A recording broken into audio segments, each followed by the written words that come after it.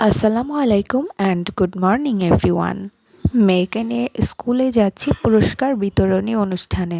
সকাল সকাল মিস আমাকে কল দিয়ে বলল যে সাবিরাকে নিয়ে স্কুলে দুপুরবেলায় উপস্থিত হতে। টিউটোরিয়াল পরীক্ষায় প্রথম অবস্থান করায় আমার মেয়েরও একটা পুরস্কার ছিল। আমি মেয়েকে নিয়ে সময় মতো পৌঁছে গিয়েছিলাম। দেখলাম অনেক ছেলে মেয়ে আবার তাদের অভিভাবকেরাও রয়েছে, যারা যারা পুরস্কার পাবে তারা কিন্তু সামনের সারিতে বসেছিল। আমি আমার মেয়েকেও সামনে একটা চেয়ারে বসিয়ে সাইডে চলে এসেছিলাম। আর এইবার আমার সঙ্গে দেখা হয়ে গেল আমার স্কুল ফ্রেন্ডের। আমরা একই ক্লাসে পড়তাম, একে অপরের অনেক ভালো বান্ধবীও ছিলাম। ওর বড় বোনের মেয়ে আমার মেয়ের সঙ্গে একই ক্লাসে পড়ে, তো ওদেরকে বসিয়ে আমরা দুই বান্ধবী জমিয়ে আড্ডা দিয়েছি। আর এই সময়টা বাচ্চাদের পুরস্কার বিতরণী চলছিল।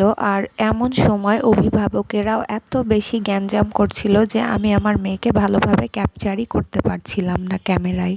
আরও ওদের ক্লাসের প্রায় সবচেয়ে ছোট্ট সদস্য বললেই চলে।